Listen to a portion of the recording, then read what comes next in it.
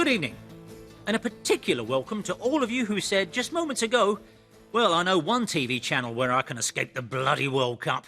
Nope, not a chance. But come, my sport-phobic chums, be big about this. The Greeks did not set out to Troy with such an attitude, and the fact is, over the next 60 minutes, there will actually be very little football played. What we intend to do instead is put under the microscope all the attendant hoopla, rigmarole, folderol and palaver that comes with this, the most mammoth of modern circuses. England's not there, we're there, this is magic.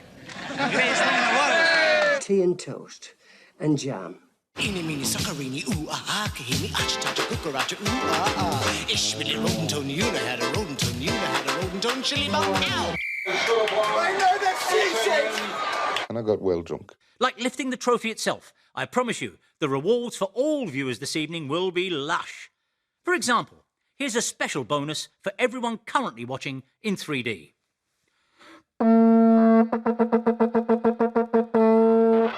The ballyhoo for the World Cup is just starting. Football, football, football. The World Cup. What World Cup? I love football like I love my mum. You're watching the match tonight, Mum? I don't know what time it is. 8 o'clock. Oh. Will you be cheering on England? Well, I think I'm sure. We've won the World Cup once and we've got to the semi-final once, so we're not very good.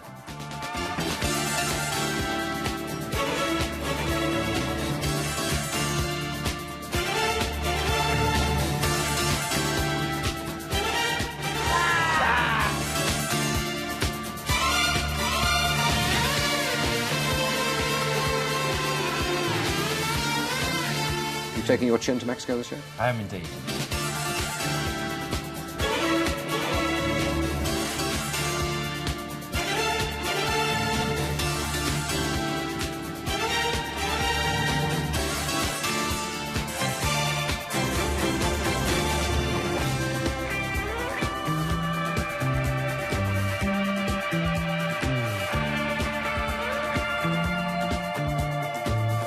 The World Cup is the greatest competition in the world, that is, in the football world, and most certainly it's a great occasion for all in this country.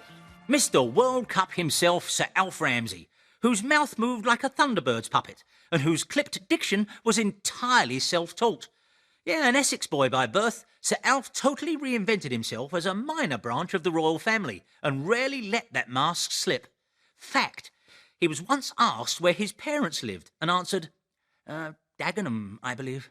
I believe! That's the sort of dedication that won England the World Cup, because, not sure if you know this, but they did win it once. How? Through rigorous training methods so advanced we still don't quite understand them today.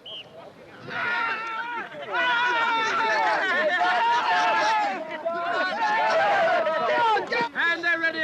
And they're ready! Back up! And they're all ready! Hold it, for God's sake, hold it. Right, here, right? Yeah. Now then. Oh, my God. Mr. Ramsey's soccer men of England, heroes all are they. We were with them all the way. Mighty men, let's name them all again, and sing about them night and day. Alf Ramsey took us down to Pinewood Studios, and Sean Connery was making a film. You only live twice, or so it seems.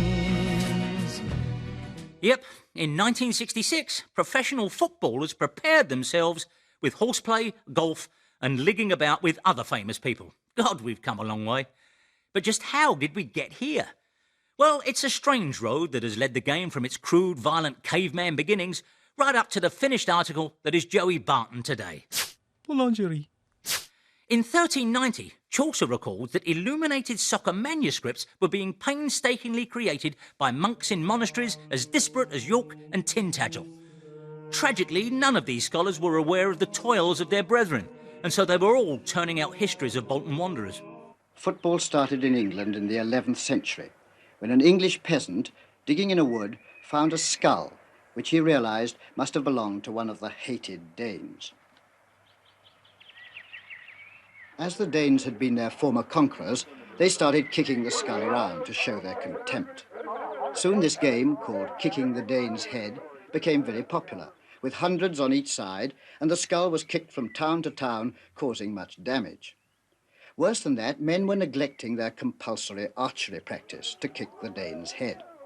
Between the 8th and the 16th centuries, the Maya Indians and the Aztecs used to play what was probably one of civilization's first ball games. It was called Poc-to-Poc, and it involved keeping a tiny rubber ball off the ground without using one's hands or one's feet. This was a considerably more difficult game than football.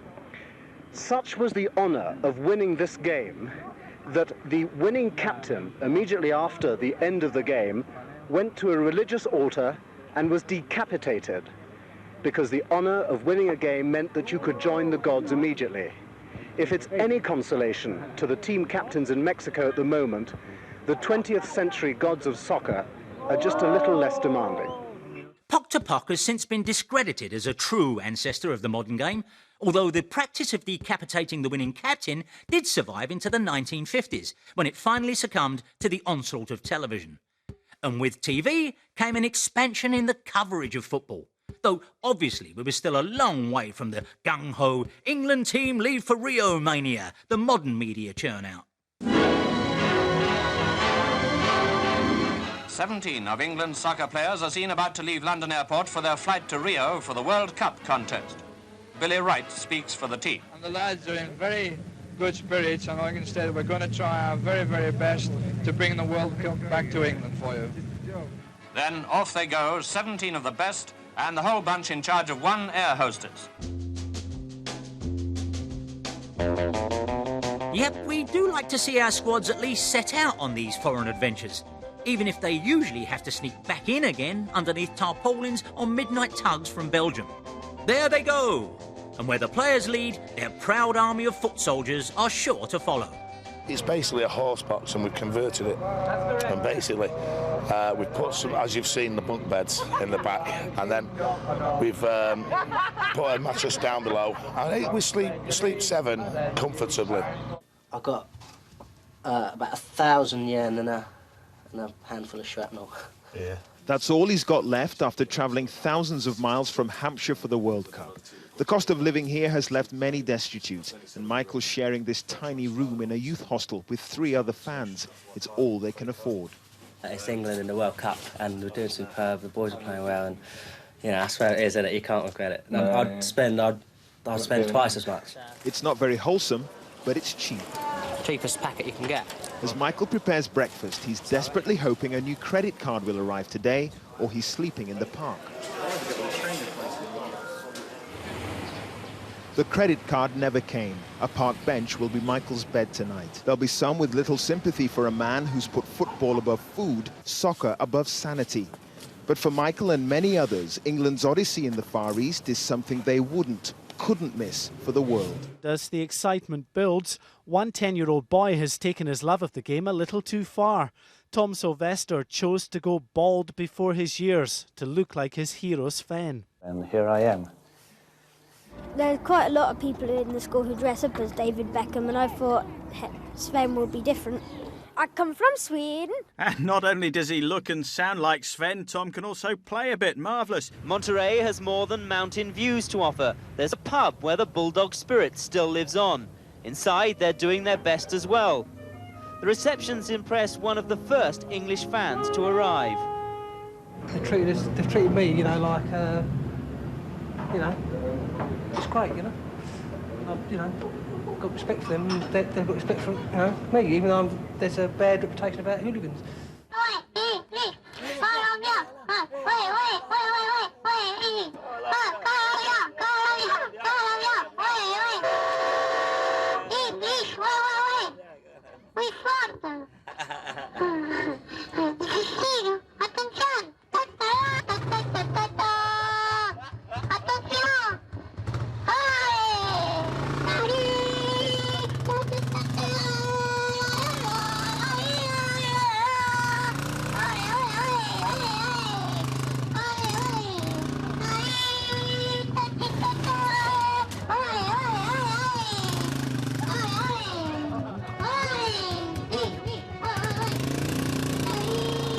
first time I saw that fan in a pram, I was unnerved. Then I realised what we were watching was nothing short of the Barmy Army meets Samuel Beckett. Indeed, it is the second most heartening thing ever to happen in international football. The first is this. In the final analysis, there was only one memorable shot in the game.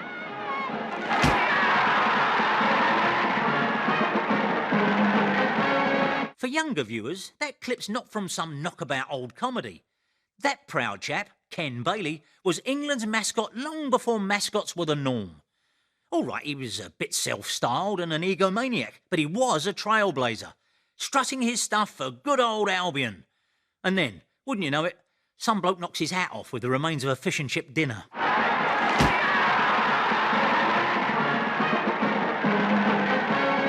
That's right, pop it back on, John Ball, but watch out for the Savoys. Are you getting a glimpse now of why it's the world's greatest trophy? That said, it's no wonder we do have to clamp down hard on these hellraisers.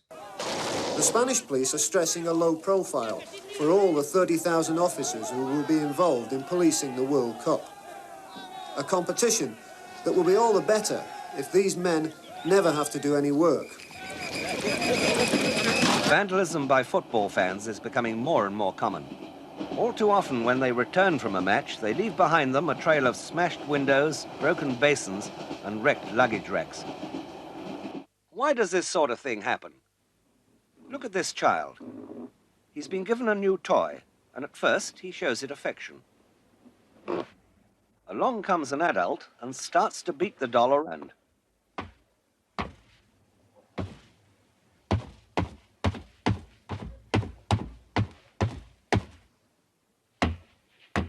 The boy watches it all, and now what's he going to do? He's going to say, Mum, it isn't Yogi Bear's fault that Dad ran off with the au pair. He's copying the violence he's just seen. Is this what spectators do? And we're just getting reports of sporadic violence in Torquay, Ipswich and London following England's World Cup defeat. Scotland Yard said they've been called out to 18 incidents in London, including youths damaging German-made cars. Quite honestly, I think it's lack of education. Yes, indeed. I think it's just that the football pitch is used a little bit of a battleground for it. Yes, precisely. But, Also, don't you think maybe it's where young kids don't have somewhere to get out of aggression? What they need somewhere to where they can punch a bag or something. You can always go to Millwall. That's right. How are you enjoying? There's a prospect of our football grounds being used as pop venues and all other stuff is going on there.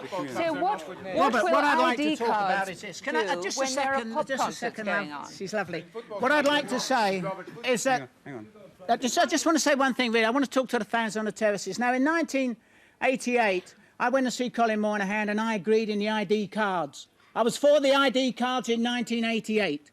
And then I went round the terraces dressed as a panda. Now, I'm the official Football League mascot, the Panda of Peace. And what I saw changed my mind. Now, there's a man there from Millwall. I've been to Millwall. If you think there's trouble on the terraces, go to Millwall. I've been to Arsenal. If you think there's trouble on the terraces, go to Arsenal. There's a man there from Chelsea. I've been to Chelsea. I've walked 80... Listen, I've walked 80 Football League... Now, let me talk. Now, let me say something for the fans on the terraces. They never get a chance. The fans on the terraces... Today... I tell you... Okay, the football, the family enclosures today, Robert, please are you looking at what you're doing? Just a minute. Are you talking for the fans? The fans that I know on the terraces won't want you doing what you're doing now. The fans on the terraces and the... Sorry, no, absolutely not. You're not speaking for the fans that I know. The Peace Panda there. Possibly so called because it's very difficult for him to find mates. Fans on the terraces. Just why do football fans, and let's not pretend, male football fans, feel the need to go on a rampage? Is there not a better way to channel all that aggression?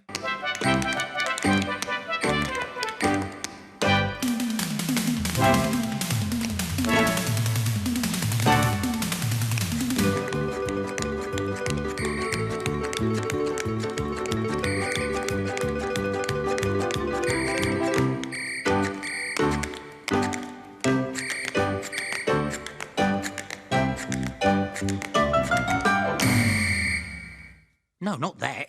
That was bordering on the farcical. Besides, a recent survey carried out amongst fans of Stoke City showed barely 70% of them cared for interpretive dance. And less than half that number would attend a Bob Fosse retrospective if Stoke had a match on the same day. No, we need something a little more sympathetic to the terrace mindset. We were flattered very much the other day when the telephone rang, and who should be on the other end but Peter Shilton. Yeah, he was ringing, not to ask us to play for Leicester City, though. He wanted Johnny and me to go and join him on one of his training sessions. Peter uses an assault course at the camp for the first part of his programme. Here he trains under the careful eye of PT instructor Sergeant Major Scott. Bit more spring in your jump. Come on, jump up. Yeah, good. Well done. The assault course is only the beginning of Peter's day. The really exhausting part of his training comes afterwards in the gym. Sprint! Let's see sprint then. I know. 5, 6, 7, 8, 9, 10. Silly kid. Come on. Yeah, that's a good, yes. All right, change over. That's good. Over the top, come on. Over the top. Right over the top. Come on.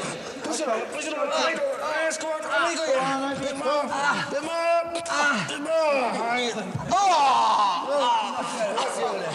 Well done. A bit more effort. I'm falling off. Well done. Good sprint.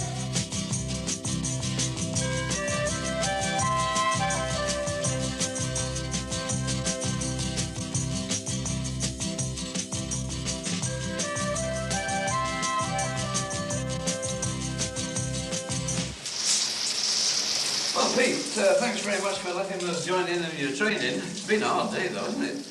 Yes, well, I think, you know, you have to work very hard to be a professional footballer, John. Yeah, I'm sure you do. Thanks very much for coming along on Blue Peter today. And good luck to you and Leicester for the rest of the season. Thanks very much. I've enjoyed it very much. Good. Better? But wasn't that a bit steamy for Blue Peter? Let's find out. This is my gay friend from Tennessee, Balin Leonard, who you may recall advises me on any homoerotic subtext I might not have registered. Balin, you're not much of a football fan, are you? I am now. But you wouldn't recognise Peter Shilton, would you? I would now. And I take it you're not really a Blue Peter viewer, then? I am now. Good. Here's some more. One of the most unusual artists we've ever come across is Sylvia Gardner, who specialises in three-dimensional fabric portraits, like this model of Prince Charles, which she brought to the studio 2 years ago. Well, now, Sylvia, by working out things from old tights and bits of foam rubber, has finally decided to turn her hand to a famous sporting face, Kevin Keegan, the 4th Division Scunthorpe player who's risen to the dizzy heights of Captain of England and European Footballer of the Year. Now, Sylvia is really a stickler for detail, and looking at this model of Kevin, I really think she surpassed herself with those familiar wavy locks, the friendly smile, and of course Kevin is in his All-England strip, and if you look closely, you'll see what I mean about detail. In his V-neck, you can even see there's a few hairs on his neck. Well, in addition to that, Sylvia's even managed to put on his big gold wedding ring there, looking very distinctive on his finger. And if we look down the model, you can even see the lump just there, the outline of his shin pads underneath his socks. And if I twist one of his pretty elegant feet round, you'll see he's even got studs on his football boots. Well, I think the model is an excellent likeness, and now it's your chance to compare it with the real Kevin Keegan himself. Welcome to Blue Peter, Kevin. Nice Delighted to have you with us. Well, what do you think of your twin? It's tremendous, you know, the hair, there's a few hairs here on the chin. It's almost life-size, right. And even right down to the boots. I think she's done a tremendous job with it. I'm glad you like it, because Sylvia would very much like you to have it as a present, so let me pass it over to you, Kevin. What do you think you'll do with it? Will you put it on the mantelpiece? Well, I'd like to put it on the mantelpiece at home, because my little girl would probably keep pulling it down, and it'd make up for all the times we're away, but I don't think my wife would like to see two of us around the house. Well, top marks to everyone there for getting through that without rolling about on the studio floor. Of course, you know who it really looked like. My name is Tommy Cooper. I was sitting in my flat. I thought I'd make a record, so I made it. Just like that. Kevin Keegan, the real Kevin Keegan, and not the one famously played by Tommy Cooper, was once, thanks to a slip of the tongue by commentator Brian Moore, rechristened on live TV as Keggy Keegle. Most civilised people call him Keggy Keegle even today. So, while we're here, let's have another couple of taps of the keg. We used to carry the football. I used to take my little brother as a goalpost quite a lot, stick him in the pram, you know, and nothing new for him to get in the ball with a face and tell me mum we'd used him as a goalpost. If I'm playing drafts against me, a little baby, I'll still try and win. That is the way I'm made. Me loser's medal, no, you know, you can have it if you want to, you know, that's how I feel about it. You really do feel that? You'd give it away? Well, I wouldn't, because my mum wouldn't let me. You know, you can talk to these dogs. This dog understands every word you say. But if I was to say to him, like now, Ollie, out, he'd jump straight off this chair and he'd go out. Kegel on the couch there, displaying that elusive blend of ease and steeliness that soon saw him crowned King Keg of the Pundits. And what's more, in an era when punditry was untamed, raw, where studios were battlegrounds and every desk a foxhole, when giants ruled the turf. I don't think there's a need for any substitute at all at the moment. I must confess I didn't understand what Brian was saying when he says that it's inevitable that we're going to play all down the left-hand side. I don't understand that at all. I don't really believe that you can have a player of the ability and the skill of a Trevor Francis stood wide on the right-hand side doing nothing, waiting for balls coming in on the right-hand side, from the left-hand side. All right, let's discuss that further after we've taken a break.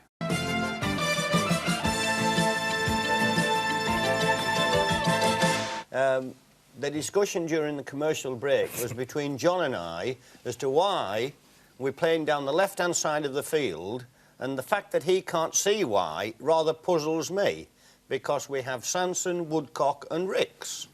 Now, John said, well, you must have been watching a different game to me. And I'd like him to decide if I have been. Well, I mean, all of those people at home are going to listen and say, well, Cloughy has won the European Cup twice, so he must be right. John? So, all of a sudden now... let me just say, that's what... If that was a discussion and not a row, I don't want to be between the two of you when there's a row. Jimmy Greaves pouring oil onto troubled comb-overs there. Best stay on neutral subjects, like the weather. How can you talk about a storm and it not be a hurricane when you have 60-foot oak trees picked out as though it was a bit of watercress and the whole tops of forests taken off and all levelled? It's got to be more than a storm, Mike. I've lived through storms before in my life. I've lived through everything. And the fact is that the weather people this year have got nothing right. Absolutely nothing. If you remember January and February, a couple of inches of snow, I couldn't get in one day because there was 2 feet the following morning. The whole of the summer has been a total disaster. The biggest problem is that the Met Office now doesn't seem to be as boring and as efficient as it used to be. Most of them are too interested in going on blankety-blank and bloody call my bluff and things like this, and they're paying no attention to the weather. And the whole thing... And if you note, when Trish and the other gink was sat here, there was no apologies. It was all excuses. Oh, well, it's not our fault that we didn't predict this. They didn't predict it in Holland. Holland, for Christ's sake. What, we've got to listen to Radio Ilversum now to get the weather forecast or what? Jimmy, I understand your anger, but I think we must... You don't, Mike. If I came on here and said, right, on Wednesday we've got Minder and The Bill, and said it week after week, and we had totally different programmes on, the Wizard of Oz upstairs had called me in and he'd sack me. Jack's immediate view was that it was a bad and a dangerous tackle. Derek believed that it was no worse than many he received in the course of a season.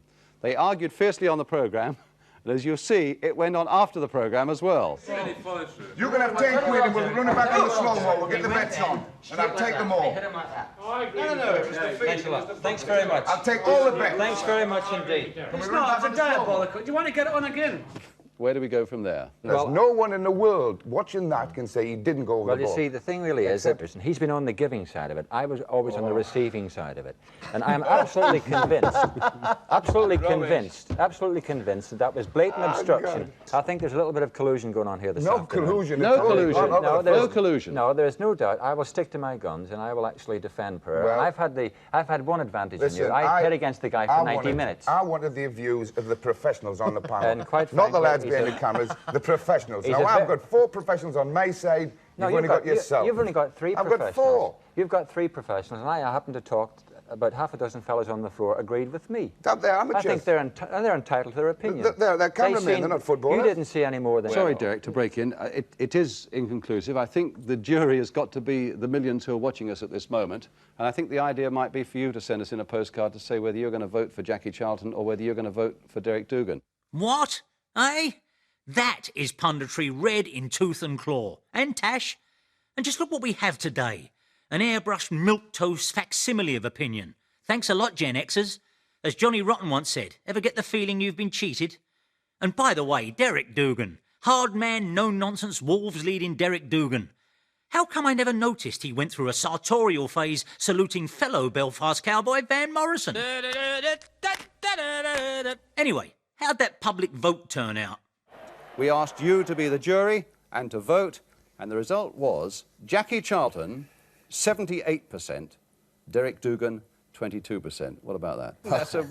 That's a massive majority, Derek. The people were wrong in 1970 before Why they don't you voted. answer a different question? No, they were wrong before they voted for a Tory government or a socialist government in 1970.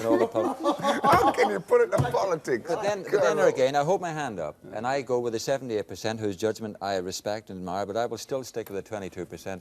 I don't believe that was a vicious over-the-top. So there you go. The public voted Jack, 78 to 22. That's a comb-over. I mean, a walkover. Actually, when you look at the data, I think I was right first time there. There you go. Are you deceived, my friends? Are you buying it? What was that Santana song from the time? That's the one. Very 70s. Of course, not everyone in UK sports broadcasting had... Well, actually... Well, just to give you a little idea, this is the sort of thing they've been listening to on their trannies in Rio and Buenos Aires. Vladia devolveu para Vargas, transfere do outro lado, soltou para Heredia. Aí não para Ariana. Ariana se apoia em golpe, toca para Balbuena, corta para bien buscando a Mario Marinho.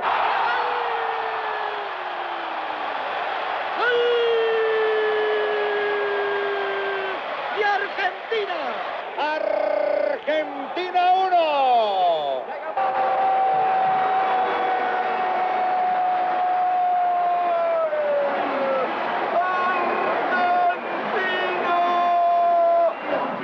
Da torcida brasileira, olê, olá, o brasileiro está voltando pra quebrar. And you lot think you can talk. You haven't started yet, let me tell you that. Well, if you sometimes disagree with the way British commentators operate, just count your blessings. It could be so easily just like that.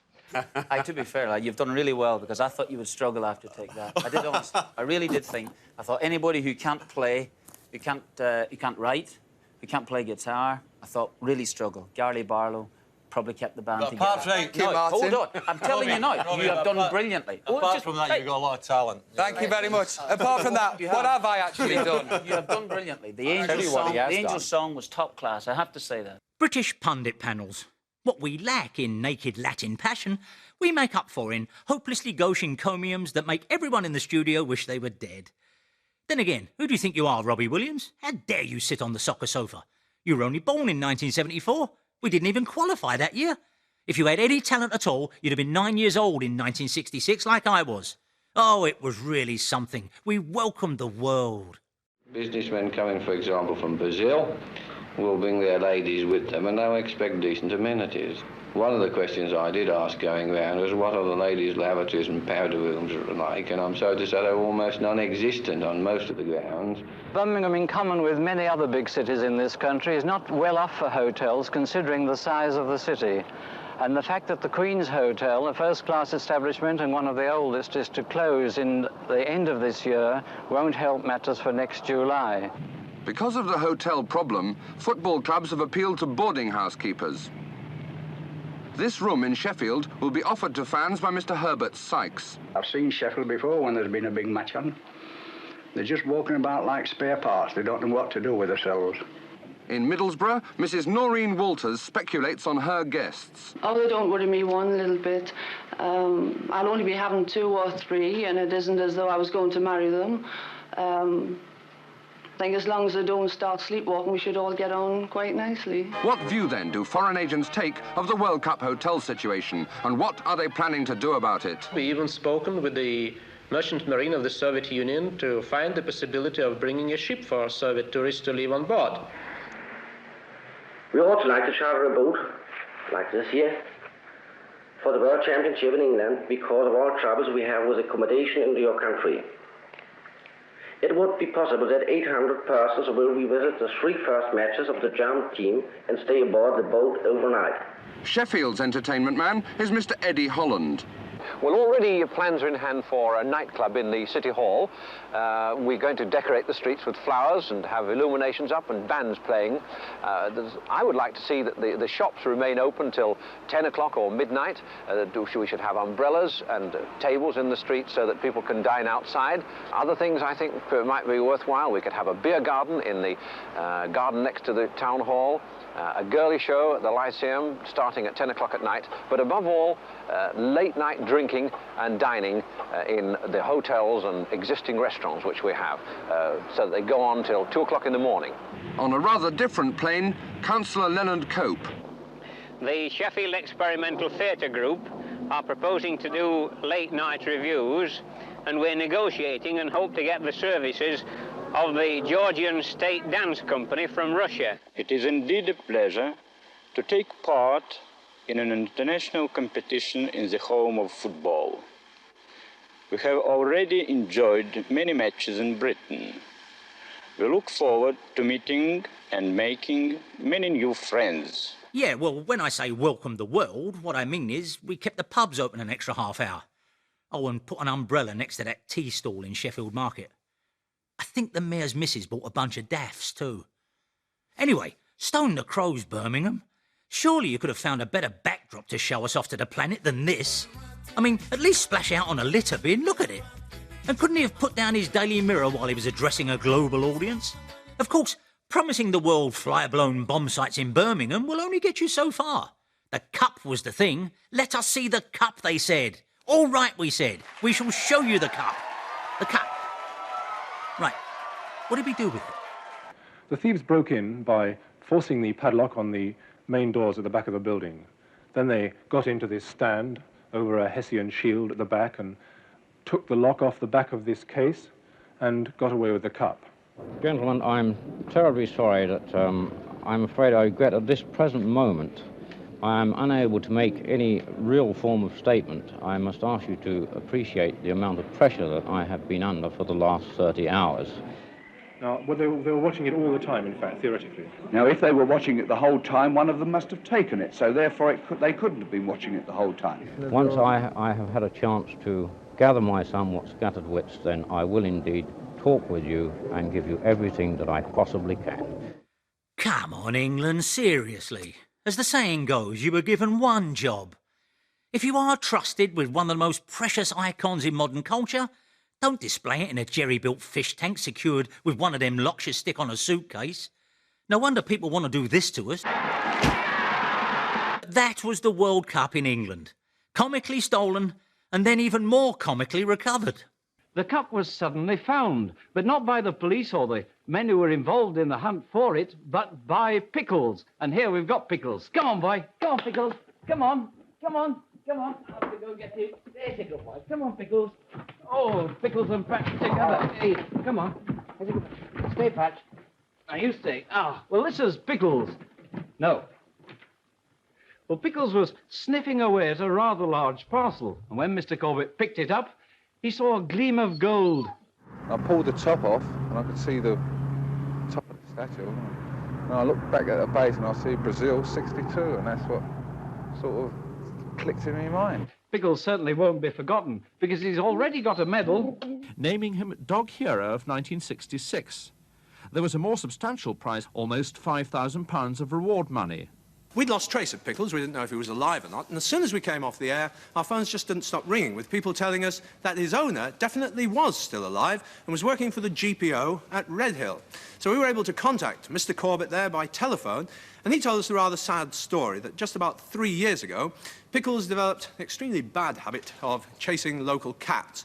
And on one occasion, he shot after one. His lead caught onto something, and poor old Pickles actually broke his neck. Serves him right for chasing cats. Yes. Oh, dear. Peter Purvis, seen there surrounded by members of the BBC Trust, not sugarcoating it at all there for the under-10s. Serves him right for chasing cats. Yes.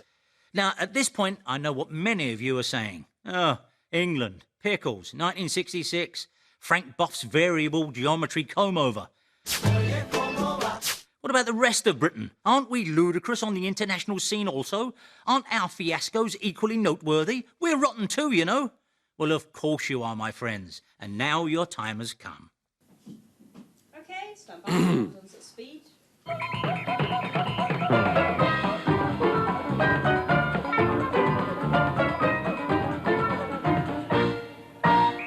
When the blue shirts run out in Argentina, our hearts will be beating like a drum. Scotland goes just to win.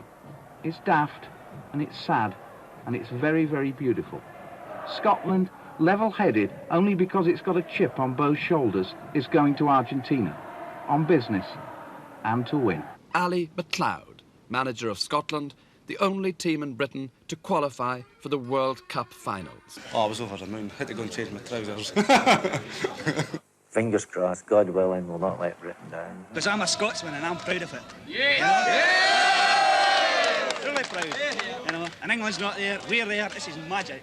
The greatest thing in the world. When we bring the World Cup home, the world will recognise us as a separate nation. We'll get our independence a lot quicker.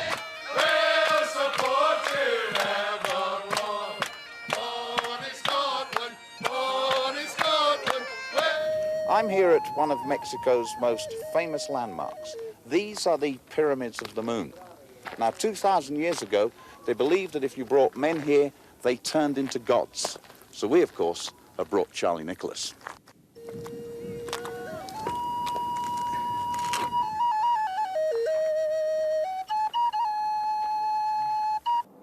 We manufactured about 100,000 of the shirts, and we sold them very well until Scotland started playing and losing. Have you been able to sell any since? Yes, we've got shops selling them at £1, and there's various suggestions about what to do with them, wear them inside out as a vest or whatever. Excuse me, sir, would you buy one of these? No. Would you buy one of these? Yes. You would? Certainly, anything to help the public. The difference between success and failure is minute. Now, it all gets down, in the end, to putting the ball in the back of the net. I'm Welsh and wearing an England shirt, so I don't know why I'm bothering doing it, but I've got caught up in the momentum, I think, and they're reasonably priced. The World Cup has created an awful lot of excitement in Spain, even since last summer. And some of the words that are used, sporting terms, would be easily recognised by an English speaker, such as el passing shot, for someone to pass the ball to you. And of course, the thing that Northern Ireland want most, el gol, a goal. The first half hour of the session had been quiet and relaxed at a small local football ground at Alcobendas, about 6 miles from Madrid. The session was under the direction of Billy Bingham, the Irish manager, and watched by hundreds of children on this Spanish public holiday. There did seem a lack of order and security, and suddenly came the trouble. Two men walked onto the pitch, hurling abuse at the players and claiming John O'Neill, the Leicester City defender, had kicked a child on the touchline. Billy Bingham failed to calm them. As the police arrived to restore order, Bingham and his players retreated to the centre circle. The Irish manager tried humour where reason hadn't worked. But the protests grew more angry and then violent. The players continued to watch and wait, their training session in chaos. Well, the game we're playing isn't available in the shops yet. There's only one set, and it belongs to the man who devised it, Billy Hamilton. Well, a lot of time in my hands at the start of the season through injury, so instead of sitting in an armchair doing nothing, I came up with this game. It's a journey through the life of a professional footballer. You start off as an apprentice. You do all the hard, menial tasks an apprentice does. You move on to be a professional player. Eventually, the winner is the first one to win the World Cup. You are 7 pounds overweight, lose 2 skill. Billy, just on a serious note, you have had a rotten season. I mean, it would be marvellous to finish it by playing in the World Cup and doing well, wouldn't it? Yeah, it's been a very frustrating season. There were times when I didn't think it would make the World Cup. Look, it's Billy Hamilton's Ball Game. Possibly the worst-selling World Cup spin-off since Peter Beardsley's Love Songs album or Graham Poll's Stainless Steel Referee's Retina Brush. The point being, gripping though the tournament is, it's all meant to be fun. Isn't it? Remember World Cup Willie, vintage 1966, a not very fierce and obviously thoroughly tame lion. Well, now what's worrying the Minister this time is that the British Bulldog 1982 variety projects quite the wrong image. Mr. McFarlane, Bulldog Bobby surely is typically British, Bulldog breed, Churchillian spirit. I mean, what do you object in him?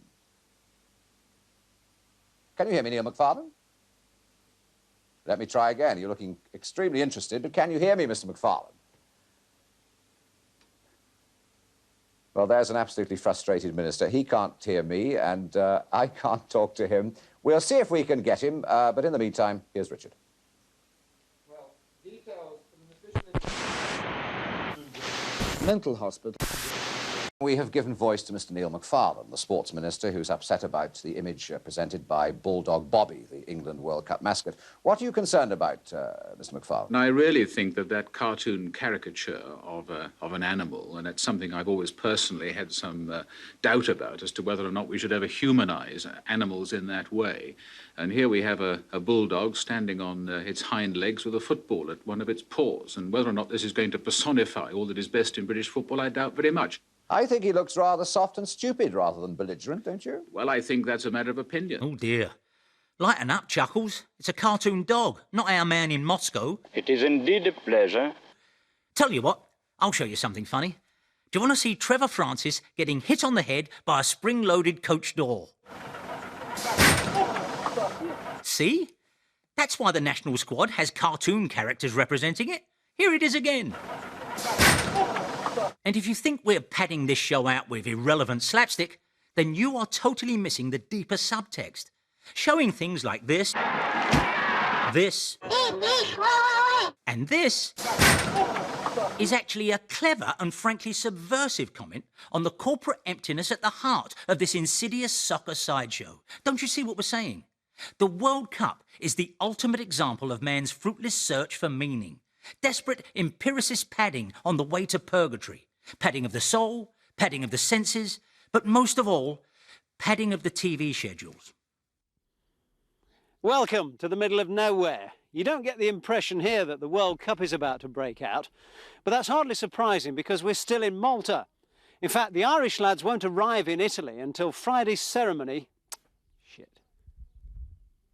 Done this too many times now. Yeah.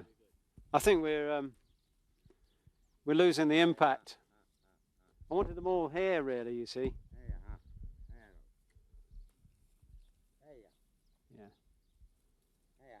All right, roll it now while he's talking.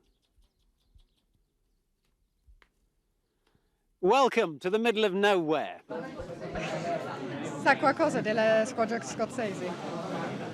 Che è una buona squadra e che ha diversi giocatori molto bravi, tipo Mo Johnston, che è un grandissimo attaccante, un grandissimo giocatore. Poi c'è quello del Liverpool mediano, Nicol. Chi? Nicol. Oh, Steve Nichols. Steve Nichols. Talking about Mo Johnson, saying that they're both very good players that team's very good. Does he think Scotland can do well in the finals?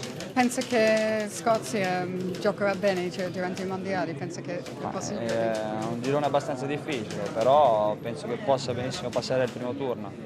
Yeah, he thinks that they can go through from the first phase to the eighth finals. And what about Brazil and Sweden? Will they both go through as well? Brasile e Svezia. Sì, io penso che il Brasile passi sicuramente, poi Svezia e Scozia se la giocano. Marco Polo discovered it in China a few centuries ago, and we've been trying to unravel its secrets ever since. Pasta. No. Tomato. The Irish lads love a pasta. Cannelloni Cascarino, Tagliatelle Townsend and Macaroni McCarthy. But there's method in their madness. Its energy-giving qualities have long been valued by marathon runners and Tour de France cyclists. Rude Hullet even wears it on his head. Rasta pasta. We have the lasagnas as well with the pasta, so it's not just spaghetti. And the ravioli we had, so it's... It's come a long way, hasn't it, Jim, since we used to get it out of a tin and put it on a round of toast.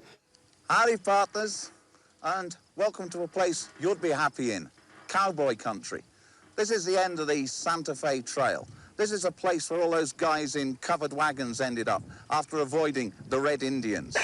It's also the place where Billy the Kid was finally gunned down by Pat Garrett. And your predecessors, Butch Cassidy and the Sundance Kid, they used to roam about in them thar hills.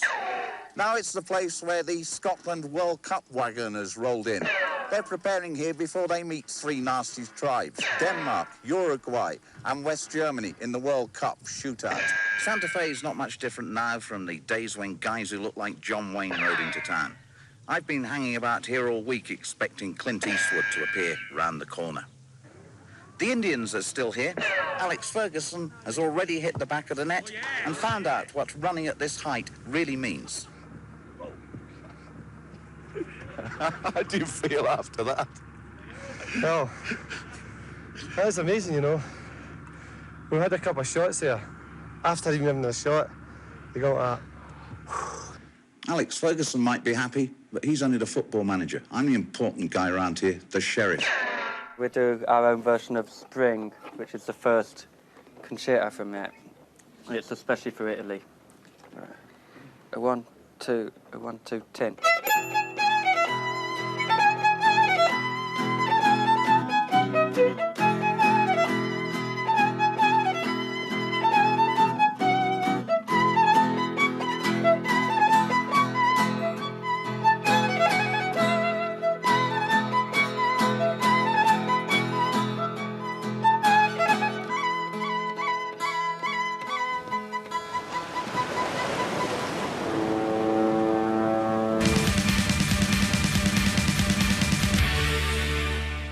The World Cup is beloved across our planet because it offers a chance for people from around the world to be judged not by the place they grew up, the color of their skin, or the way they choose to worship, but by their spirit, skill, and strength.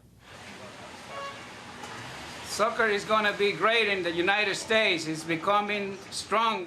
Sobering stuff. And suddenly you realise, in a wider sense, there really isn't anything at all funny about this. But wasn't it always simply bread and circuses? Or was 1966 really some kind of pure football Eden, where things moved at a slower, kinder pace, and even the England manager was content to let the 90 minutes of the match do all the talking?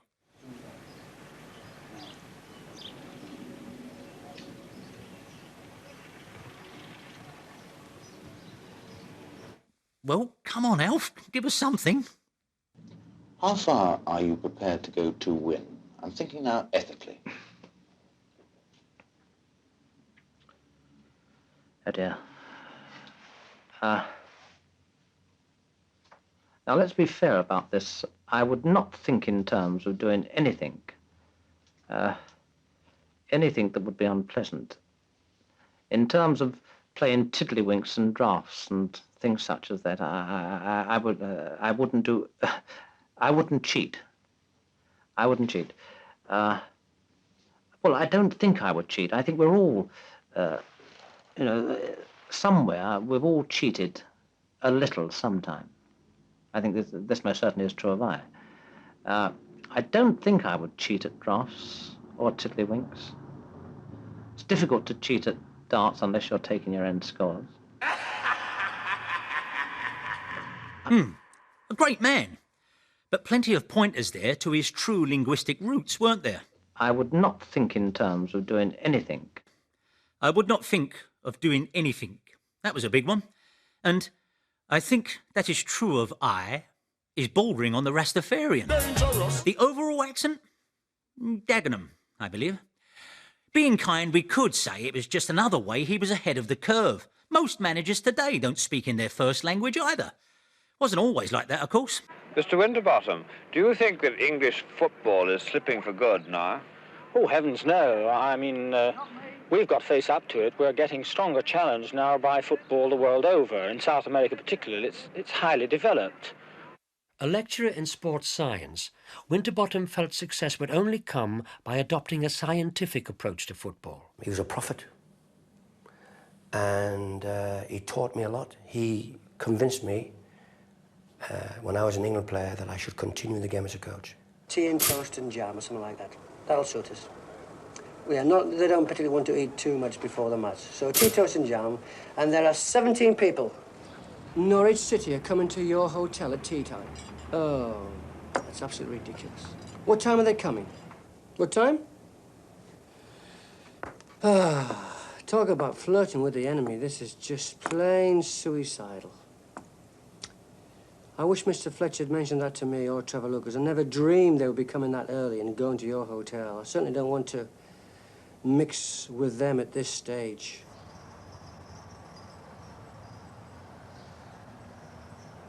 Hello, it's Mr. Robson, Mr. Wood, Ipswich Town Football Club.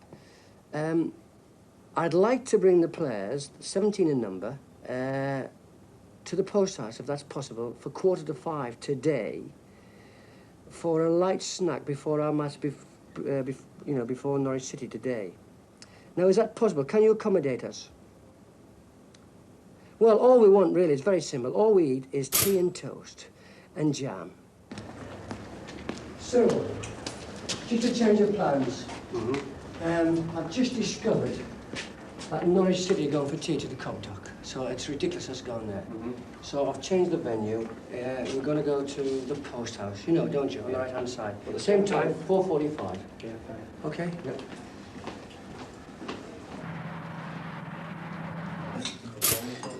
Time to go tonight.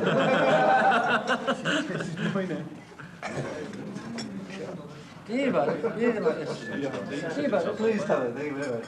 My boss, my next door neighbour on Sunday night, he set himself on fire. I think there are matches that we can win, and if we win, we're top of the league. And once you get to the top of the league, anything can happen once you got there. So what an incentive it is for you tonight. You know, and as I say, it's not just a match, it's an exceptional match. Don't let the atmosphere get on top of you. Keep calm. All right, all the best. Stick together, work hard. One of the problems we might have in the match is the fact that, and I've got a report about Derby County. Before every match, the team gets together to hear Robson's assessment of the day's game. Robson himself admits that it's hard to bring inspiration to a talk that he's given hundreds of times before. It's just one part of the pre-match ritual. Definitely. Yeah. Okay. Everything else quiet, Bill. All right. Bye. Get 10 of them on a Sunday. Well, we do this every Thursday morning for the last 11 to 12 years. I feel it's been a great thing to them because it just relaxes them a little bit and gets the tension out of the muscles before the Saturday match.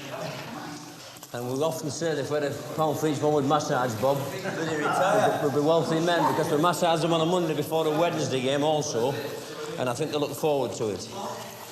But the one on the table now is Paul Reaney, and when you think of disappointments that we've had, we've missed many trophies and things like that, but the first sickening disappointment I had was when Bobby Collins broke his leg in Turin. So we decided to come to the Mansion House for the last 5 years for our steaks and beans and toast and tea. And then we always play bingo. We've been playing bingo 13 years at Leeds United.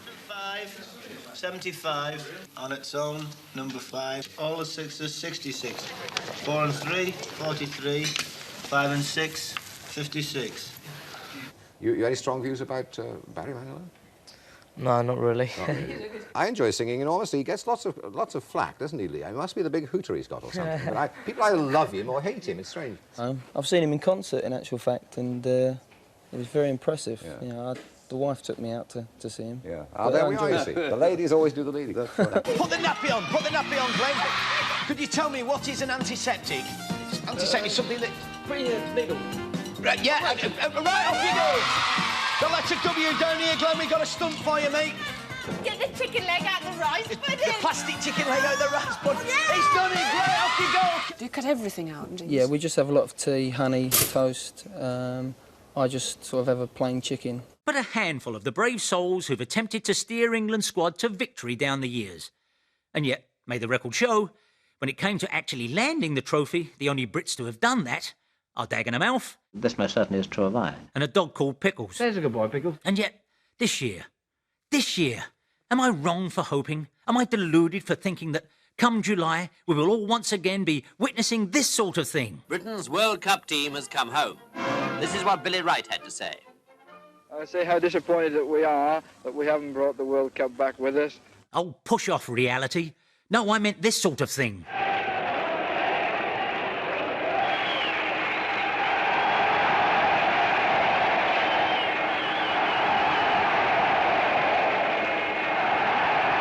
The thing I remember is going out on the night to Danny Roos Club. His name was Rico.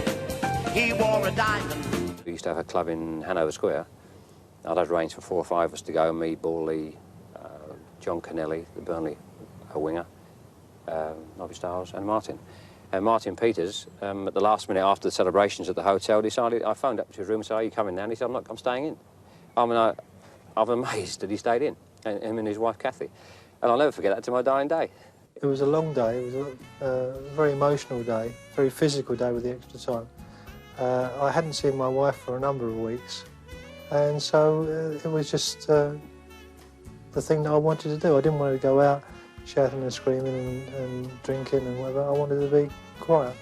I'm amazed that he stayed in. I had a few quid in my pocket, never spent a bean. Everywhere we went, it was all bottles of champagne and God knows what. And I got well drunk.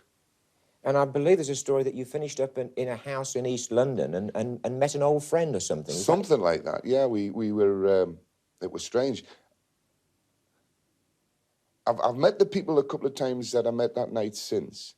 And it was a fella called Lenny and his wife. I don't know where they live now, but I remember in the morning, on a Sunday morning, me and Jimmy Mossop slept on the settee in the living room. And in the morning, we went out into the garden, and I remember sitting having a cup of coffee in the garden, and it was like there was a wall, and all of a sudden a head came over the wall, and a woman went, "Hello, Jackie," and I went, "It's Mrs. Mather." She's lived opposite us in Beatrice Street in Ashington, and she was her son or something was next door.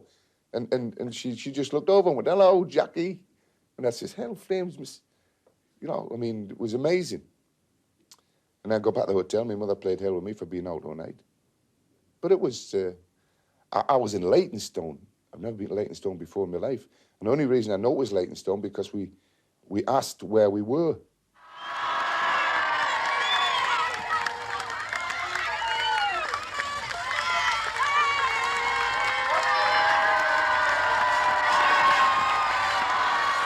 Yes, that's it. You see, it's happened before and it can happen again. We can win this thing again. It's all about belief. Belief and giving 110%. And luck. Belief, 110%, and luck. Oh, happy days are here again, my friends. Book me on a plane to Rio, boys. I've got a date with destiny. Because ring it from the rooftops. Once again, England are going to win the World Cup. Oh, thank you very much. Kids, ha-ha. Good night. There's only one team going to win the World Cup. And that team who win the World Cup are going to be pleased. No more football. I'm in charge of this here match with whistle, notebook and stopwatch, and I'll keep you up to scratch 'cause I'm the referee. Which side are you on? Which side are you on? Which side are you 20 years of dedication, training hard to face the nation, learning rules with application, that's what makes a referee. Which side are you on? If my notebook I display, you will soon be on your way. Remember, if you want to play, that I'm the referee. Which side are you on? Which side are you on? Which side are you on? Tolerating aggravation and preventing altercation, cutting short procrastination, that's what makes a referee. Which side are you on? Cheers, King. Cheers, mate.